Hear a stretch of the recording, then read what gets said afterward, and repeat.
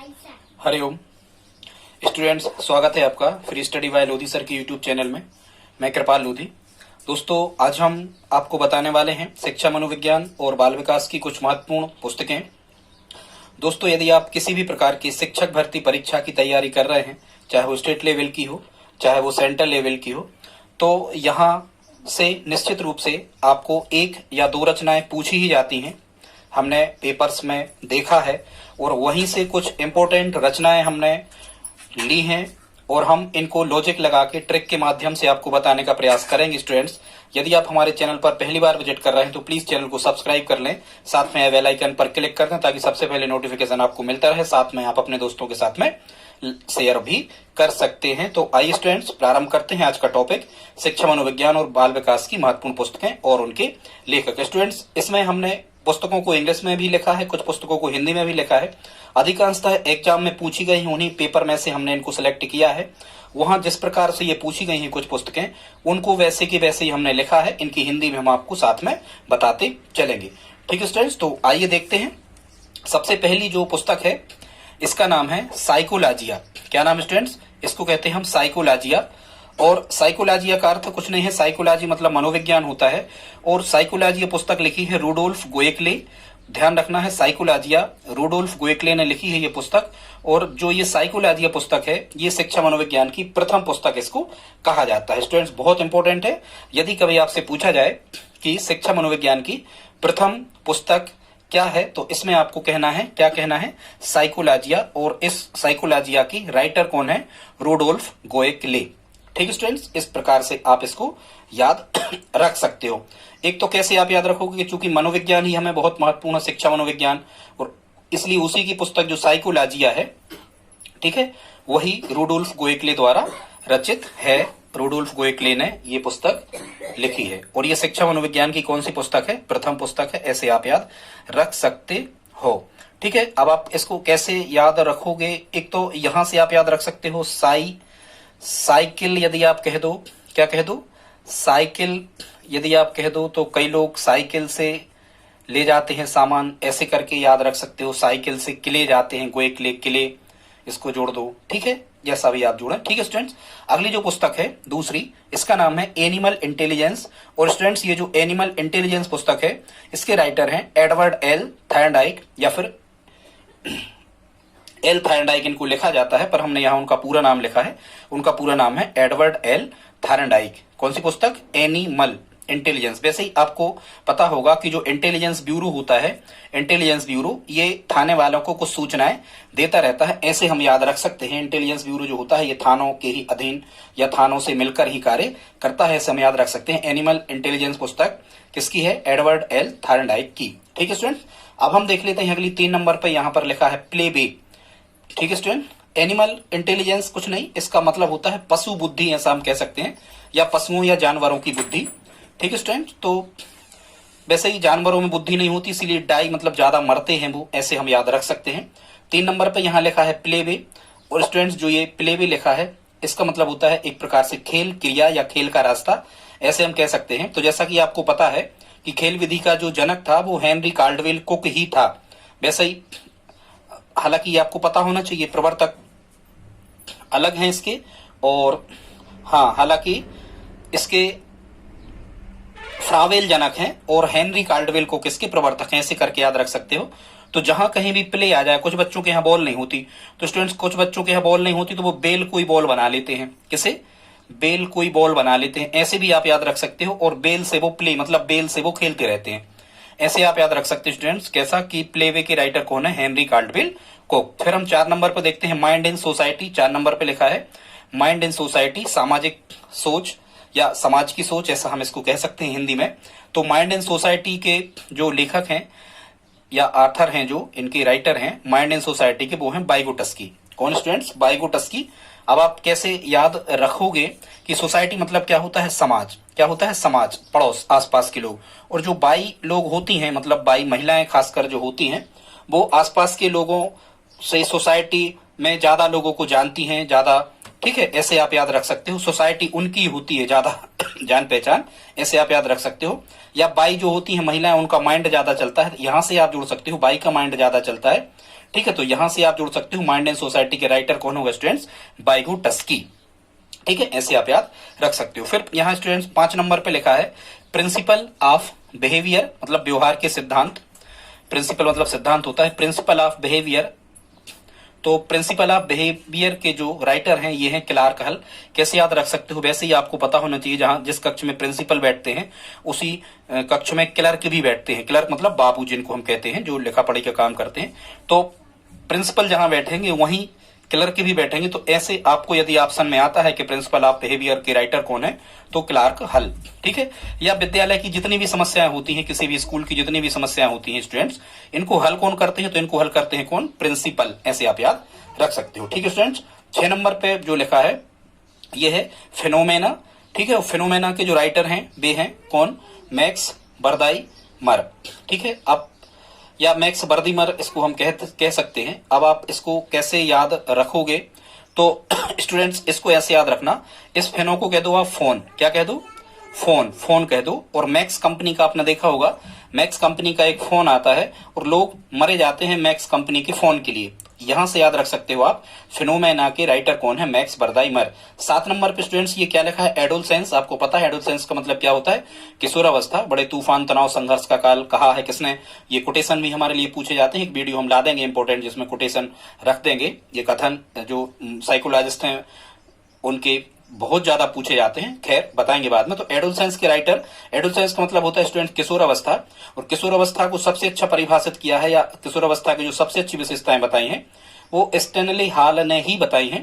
तो वैसे ही जो किशोर जो होते हैं वो एक दूसरे से हाल चाल पूछते रहते हैं, भाई तुम्हारा क्या हाल है, तुम्हारा क्या हाल है, ऐसे करके आप याद रख सकते हो। एडोलसेंस के राइटर कौन है स्टूडेंट्स, स्टैनली हॉल।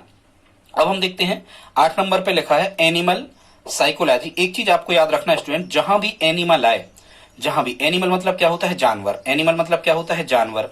अपन कहते हैं जानवरों की मौत मरते, ऐसे एनिमल मतलब होता है। और जहां भी एनिमल स्टूडेंट्स आ जाए वहां पे एक तो वर्ड शब्द आएगा, एनिमल पशु पक्षी अपन कहते, यहाँ एनिमल लिखा होगा तो यहाँ वर्ड जरूर लिखा होगा, मतलब एड वर्ड। और जहां भी एनिमल लिखा होगा स्टूडेंट्स वहां डाई लिखा होगा, जानवर वैसे ही ज्यादा मरते हैं ऐसे करके। तो एनिमल साइकोलॉजी के राइटर कौन है, एडवर्ड एल थार्नडाइक। ठीक है स्टूडेंट्स, ऐसे आप याद रख सकते हो। ठीक है, एनिमल साइकोलॉजी के राइटर कौन है, Edward L Thorndike. Animal psychology मतलब पशु मनोविज्ञान। ठीक है स्टूडेंट्स, 9 नंबर पे देखते हैं, यहां पे लिखा है the moral judgement of child. 9 number पे जो रचना लिखी है इसका नाम है students the moral judgement of child. ठीक है, मतलब बच्चों का कहना चाहिए बच्चों का नैतिक न्याय, या बच्चों से नैतिक न्याय, कुछ भी इसको हम कह सकते हैं। तो the moral judgement of child. और ये जो पुस्तक है ये किसकी है, जीन पियाजे, फ्रिट्ज जीन पियाजे, इनका पूरा नाम था फ्रिट्ज जीन पियाजे। ऐसे आप याद रख सकते हो। तो स्टूडेंट्स इसको कैसे याद रखोगे, प्याज को कह दो आप प्याज, और यहाँ लिखा है मोरा मतलब मूरा कह दो इसको, तो ये सब्जी सब्जी हो गई। यहाँ लिखा है मोरा मतलब मूरा, और यहाँ लिखा है प्याज, तो ये सलाद में हम दोनों खाते। The moral judgement of child ये प्याजे की हो गई, जरा ध्यान से सुनना। और एक चीज और याद रखना, जो प्याजे थे इन्हें अपना प्रयोग खुद के ही बच्चों पर किया था। यहां से आप ध्यान रख सकते हो कि चूंकि प्याजे ने अपना प्रयोग जो किया था, ये इनने अपना प्रयोग भी किस पे किया था, अपने बच्चों पे किया था। तो यहां से आप दिमाग लगा सकते हो कि चाइल्ड शब्द यदि आता है बच्चा, ठीक है, तो आप इसमें प्याजे कह सकते हैं। स्टूडेंट 10 नंबर पे देखते हैं, अगली रचना है principle of gestalt psychology. Principle of gestalt psychology मतलब हम कह सकते हैं कि गेस्टाल्ट मनोविज्ञान के सिद्धांत, इसको हम हिंदी में कहेंगे गेस्टाल्ट मनोविज्ञान के सिद्धांत। ठीक है, और जैसा कि आपको पता है कि जो गेस्टाल्ट है मतलब समग्र कृति या पूर्णाकृति जिसको हम कहते हैं, जिसमें कहा गया है किसी भी समस्या को पूरे रूप में देखा जाता है, ना कि उसके अंशों के रूप में, इसको हम गेस्टाल्ट कहते हैं। और ये कोफका और बर्दाइमर, ठीक है, यहाँ 3 व्यक्ति थे। तो खैर उसको तो हमें नहीं देखना कि किसने प्रयोग किया है, कौन ये सिद्धांत का जनक है, कौन सा है, कि हम आपको बाद में बताएंगे। यहाँ आपको एक चीज याद रखना है कि यदि आपके यहाँ गेस्ट आ रहे हैं, मतलब यदि आपके यहाँ मेहमान आ रहे हैं, तो आप कोफ्ता की सब्जी बनाओगे। कोफ्ता होता है ना, उसकी सब्जी बनती है। ऐसे आप याद रखियो कि यदि आपके यहाँ गेस्ट आ रहे हैं तो आप कोफ्ता की सब्जी उनको बनाओगे। तो प्रिंसिपल ऑफ गेस्टाल्ट साइकोलॉजी के राइटर कौन होगा, कोफका। ठीक है, कोहलर, कोफका, बर्दाइमर 3 है, यहाँ पे हमें कहना है कोफका। फिर स्टूडेंट्स 11 नंबर पे लिखा है डेमोक्रेसी एंड एजुकेशन। 11 नंबर पे क्या लिखा है, डेमोक्रेसी एंड एजुकेशन मतलब हम कह सकते हैं प्रजातंत्र और शिक्षा। तो प्रजातंत्र और शिक्षा, डेमोक्रेसी एंड एजुकेशन के राइटर हैं जॉन डीवी। क्या है? John Dewey. अब आप इसको कैसे याद रखोगे? जैसे हम कह सकते हैं भाई कि वर्तमान समय में मनुष्य की जो जान है, वर्तमान समय में मनुष्य की जो जान है वो क्या है? एजुकेशन ही है भाई। जो ज्यादा जितना पढ़ा लिखा होता है वो उतना ही ज्यादा आगे निकल जाता है। तो ऐसे हम कह सकते हैं कि वर्तमान समय में एजुकेशन ही क्या है? एजुकेशन ही जान है। ऐसे हम जोड़ सकते हैं। डेमोक्रेसी एंड एजुकेशन के राइटर कौन है? John Dewey. ठीक है, ऐसे इसको आप याद रख सकते हो। ठीक, फिर हम देख लेते हैं 12 नंबर पे यहाँ लिखा है टाइप्स ऑफ मैन। 12 नंबर पे लिखा है टाइप्स ऑफ मैन, मतलब व्यक्तियों के प्रकार। तो व्यक्तियों के प्रकार के राइटर कौन है? स्पेंगर। कौन है? Spranger. Types of man, Spranger. ऐसे आप स्टूडेंट्स यहाँ पर एक चीज याद रख सकते हो। आप समझ लो कि स्पेंगर कंपनी की कोई टाई आपको लगा लेना है। स्पेंगर कंपनी की मान के चलो कोई स्पेंगर कंपनी की टाई आती है। जब भी आप इसको याद करें ऐसा ही सोच के करें कि स्पेंगर नाम की कोई टाई है और हमें वही टाई लगाना है। तो टाइप्स ऑफ मैन के राइटर कौन होगा स्टूडेंट्स? स्पेंगर। ऐसे करके आप इसको याद रख सकते हो। या फिर यहां से याद रखें, यहां लिखा है टाई और यहां लिखा है पेन, तो स्पेंजर भी कहते हैं इनको। चूंकि इंग्लिश में नाम होते हैं इसलिए प्रोनाउंसिएशन कुछ डिस्टर्ब होता है, आप उस पर नहीं जाना। तो टाई जो लोग लगाए रहते हैं तो कई लोग टाई में पेन भी खोसे रहते हैं। ऐसे करके आप याद रख सकते हो टाइप्स ऑफ मैन, स्पेंगर। ठीक है, फिर स्टूडेंट्स यहाँ फिर टाइप्स हालांकि यहाँ और लिखा है। फिर या कई लोग ऐसे होते हैं, कई टाइप के लोग ऐसे होते हैं जो पेन रखते हैं, कई पेन नहीं रखते हैं। ऐसे आप इसको जोड़ लेना पेन शब्द से टाई को। फिर स्टूडेंट्स 13 नंबर पे लिखा है साइकोलॉजिकल टाइप्स। 13 नंबर पे लिखा है साइकोलॉजिकल टाइप्स, मतलब मनोविज्ञान के प्रकार। इसको हिंदी में ऐसा हम कह सकते हैं। तो साइकोलॉजिकल टाइप्स के जो राइटर हैं पुस्तक के, उनका नाम है जुंग। ठीक है, या यंग भी कह देना आप, जुंग। Psychological types, Jung. तो कैसे आप इसको याद रखोगे कि कुछ लोग ऐसे होते हैं जब उनको जंग चढ़ती है, मतलब गुस्सा जब उनको चढ़ती है तो वो कुछ लॉजिकल सोचने लगते हैं ऐसे। ठीक है, साइकिल से यहां वहां जाने लगते हैं, लॉजिकल सोचने लगते हैं। इसे आप याद रख सकते हो। साइकोलॉजिकल टाइप्स के जनक कौन है? जुंग। फिर स्टूडेंट 14 नंबर पे लिखा है इंटरपेरेशन ऑफ ड्रीम। क्या लिखा है? इंटरपेरेशन ऑफ ड्रीम। ठीक है, मतलब हम कुछ भी इसको कह सकते हैं, सपनों की इंटरपेरेशन मतलब समझ, ऐसा कुछ कह सकते हैं, सपनों की समझ।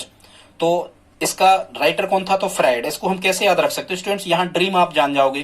ड्रीम मतलब क्या होता है? ड्रीम माने होता है स्वप्न। और स्टूडेंट स्वप्न मतलब, स्वप्न कैसे होते हैं? फर्जी होते हैं। स्वप्न कहाँ सच होते हैं? सत्य भी नहीं होते भी। रात में अपन को स्वप्न में पैसे मिल जाते, सुबह वो मिलते नहीं है। इस टाइप से ऐसे आप जोड़ सकते हो। तो ड्रीम जहां लिखा होगा, ड्रीम मतलब स्वप्न फर्जी होते हैं। तो इंटरपेरेशन ऑफ ड्रीम के राइटर कौन होगा स्टूडेंट? फ्राइड हो गए। फिर यहाँ पे लिखा है 15 नंबर पे हु सेल सर्वाइव। दिख नहीं रहा होगा, आर है, हु सेल सर्वाइव 15 नंबर पे, मतलब हु सेल सर्वाइव, कौन जिएगा, ऐसे करके। तो हु सेल सर्वाइव यदि आप इसका हिंदी अर्थ निकाल लोगे, हु सेल सर्वाइव, कौन जिएगा। मोरे नो, मतलब मोरे यहाँ कोई नहीं है, नो माने नहीं है। मोरे यहाँ, मेरे यहाँ कोई नहीं है, तो हु सेल सर्वाइव, अब मैं क्यों जीऊंगा। ठीक है, ऐसे करके आप इसको जोड़ लेना, हु सेल सर्वाइव। ठीक है, जोड़ सकते हो आप। हु सेल सर्वाइव मतलब कौन जिएगा, यदि मोरे यहाँ कोई नहीं है तो मैं नहीं जीऊंगा। तो ऐसे करके आप इसको जोड़ सकते हो। ठीक है, या फिर यहाँ रैना सर याद कर लेना, रैना और सर, रैना सर क्रिकेट खेलते हैं, ऐसे करके याद रख सकते हो स्टूडेंट। 16 नंबर पे लिखा है स्टूडेंट्स यहाँ पर दी एनिमा। क्या लिखा है? 16 नंबर पे यहाँ पे लिखा है दी एनिमा, मतलब दी एनिमा ये बस्ती कर्म से संबंधित कोई पुस्तक है। और दी एनिमा ये पुस्तक किसकी है? अरस्तु की है। किसकी है? अरस्तु की है। ये तो स्टूडेंट्स आपको याद ही करना होगा, अरस्तु। ठीक, वैसे ही रस्तु मतलब रस्सी, रस्सी से आपको नीम में रस्सी बांध देना झूला झूलने के लिए। तो दी एनिमा या एनिमा लिखा होता है। तो दी एनिमा स्टूडेंट्स ये किसकी पुस्तक हो गई? ये हो गई अरस्तु की। फिर स्टूडेंट्स यहाँ 17 नंबर पे लिखा है एमाइल और सोशल कॉन्ट्रैक्ट, ये रूसो की हैं। दो, एमाइल और सोशल कॉन्ट्रैक्ट, ये स्टूडेंट्स किसकी हैं? ये हैं रूसो की। इसको आप कैसे याद रखोगे? ये रूसो की हैं, सोशल कॉन्ट्रैक्ट। ठीक है, इसको तो आप याद ही कर लेना, माइल, मील। फिर लिखा है सोशल कॉन्ट्रैक्ट मतलब सामाजिक सहमति टाइप से इसे हम कह सकते हैं। तो ये किसकी हैं? कॉन्ट्रैक्ट। देखो यहां से आप याद रख सकते हो ट्रैक्ट मतलब इसको कहते हो ट्रैक्टर। अब ट्रैक्टर जो है वो माइल लिखा मतलब मील, माइल्स मतलब मील होता है, मतलब 6 किलोमीटर होते हैं एक मील्स में। तो यहाँ लिखा है मील्स, माइल्स कह सकते हैं मतलब मील, और यहाँ लिखा है ट्रैक्टर।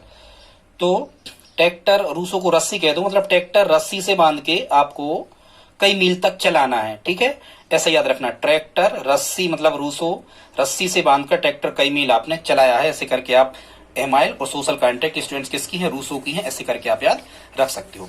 अगली देख लेते हैं स्टूडेंट्स, 18 नंबर पे जो है यहां लिखा है the language of the thought of the child, मतलब बच्चों के विचारों की भाषा, ऐसा कुछ हम कह सकते हैं, बच्चों के विचारों की भाषा। तो अभी हमने जैसा कि आपको बताया था कि जो जीन प्याजे थे, जीन प्याजे ने अपना प्रयोग किस पे किया था, स्वयं के बच्चों पे किया था। तो देखो इस रचना में भी क्या रहा, चाइल्ड शब्द आ रहा स्टूडेंट्स। तो यदि चाइल्ड शब्द आता है किसी भी रचना में तो हमें क्या कहते हैं, जीन प्याजे। 19 नंबर पे लिखा है प्रोडक्शन थिंकिंग स्टूडेंट्स, 19 नंबर पे क्या लिखा है, प्रोडक्शन थिंकिंग, मतलब सोच की उत्पत्ति करके, प्रोडक्शन थिंकिंग सोच की उत्पत्ति कैसे हुई। तो ये किसकी थी, ये है मैक्स बर्दीमर की, किसकी है, मैक्स बर्दीमर की। प्रोडक्शन मैक्स बर्दीमर, थिंकिंग जैसे भी आप याद रख सको इसको, ठीक है। तो वैसे ही मैक्स के जो मोबाइल हैं, मैक्स कंपनी के मोबाइल हैं, इनका प्रोडक्शन मतलब निर्माण, मैक्स कंपनी का निर्माण, मैक्स कंपनी का प्रोडक्शन भी ज्यादा हो रहा है। तो ऐसे आप समझना कि मैक्स कंपनी के मोबाइल प्रोडक्ट होते हैं या प्रोडक्शन का निर्माण होता है, तो ऐसे आप याद रख सकते हो कि प्रोडक्शन थिंकिंग की राइटर कौन है, मैक्स बर्दीमर।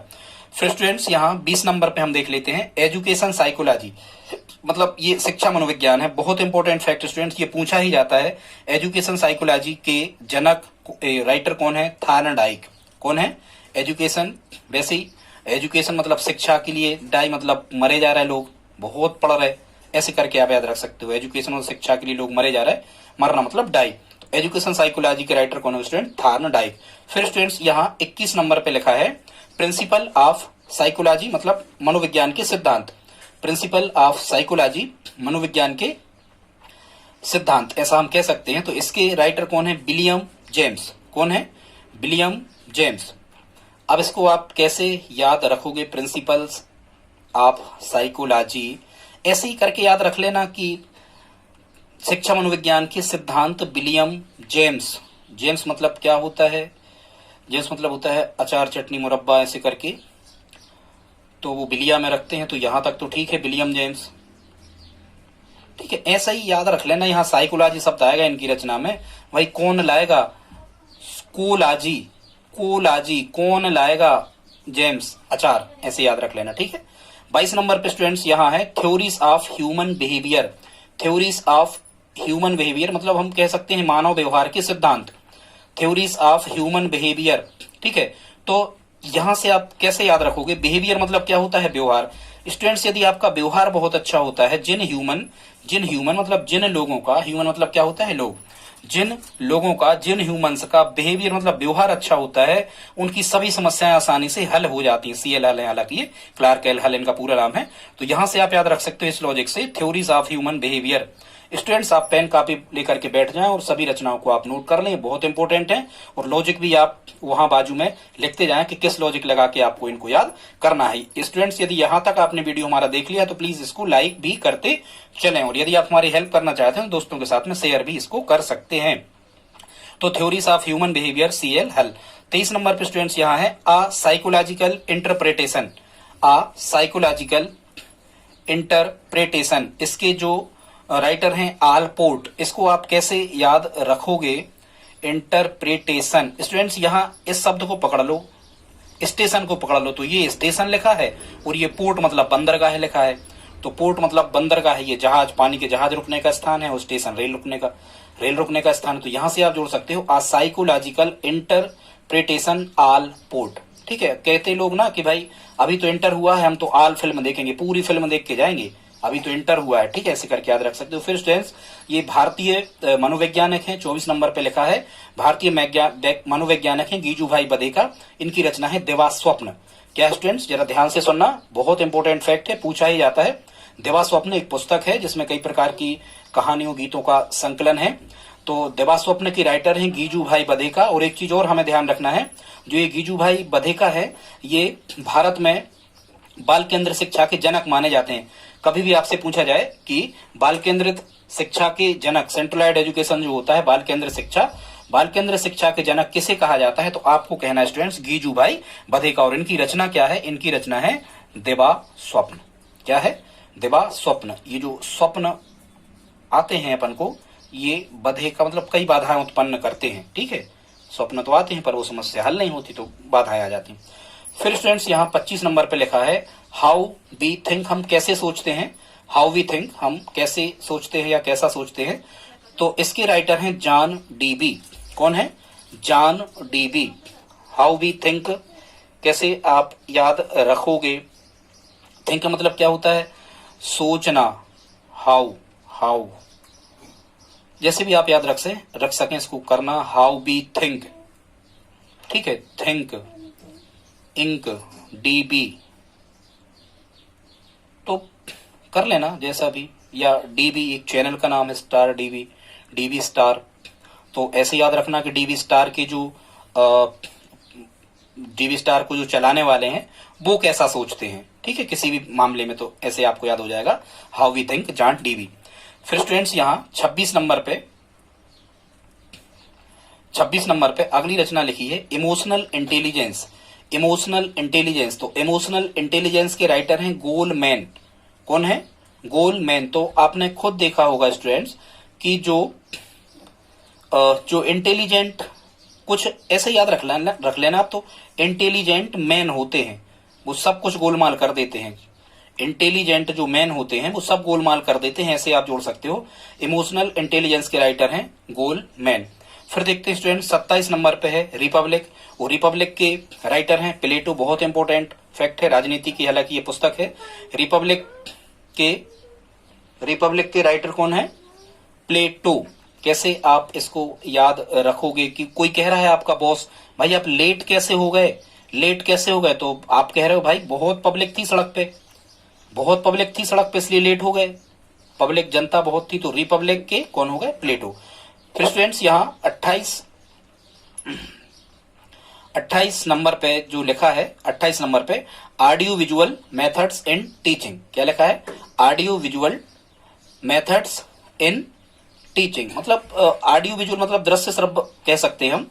तो इसको हम हिंदी में ये कह सकते हैं कि शिक्षण में दृश्य श्रव्य विधि, मेथड मतलब विधि, शिक्षण में दृश्य श्रव्य विधि। तो इसके जो राइटर हैं इस पुस्तक के, उनका नाम है एडगर डेल। वैसे ही आपने सुना होगा, ये हम अलग से वीडियो में आपको बता देंगे, एडगर डेल का अनुभव शंकु।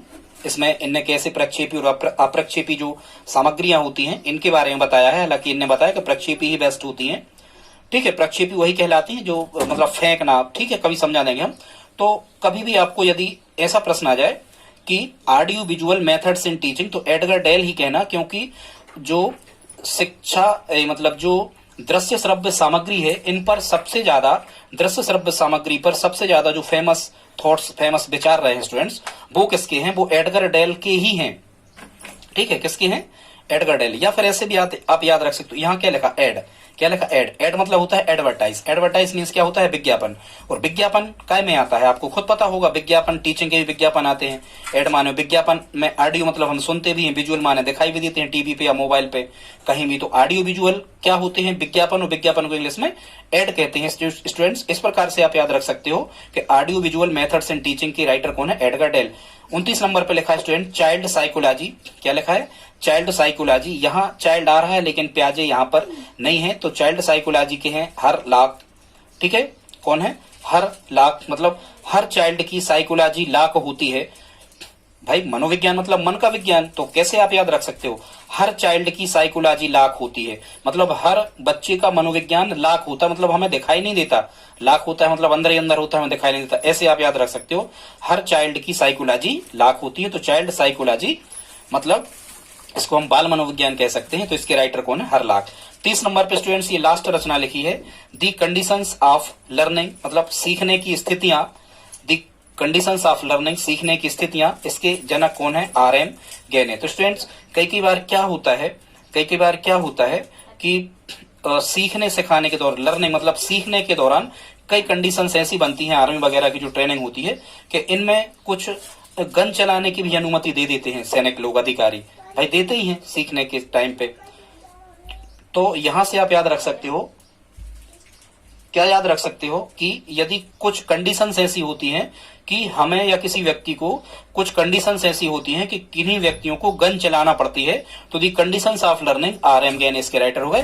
स्टूडेंट्स, आज का वीडियो यदि आपको अच्छा लगा हो, इसी प्रकार से हम कई प्रकार के साइकोलॉजी या मनोविज्ञान के वीडियो लाते रहते हैं। आप हमारी प्लेलिस्ट में जाकर के अन्य वीडियो भी देख सकते हैं। यदि आप हमारी हेल्प करना चाहते हैं तो प्लीज चैनल को सब्सक्राइब कर लें, साथ में अपने दोस्तों के साथ में इसे शेयर करें। मिलते हैं अगली वीडियो में। जय हिंद, जय भारत।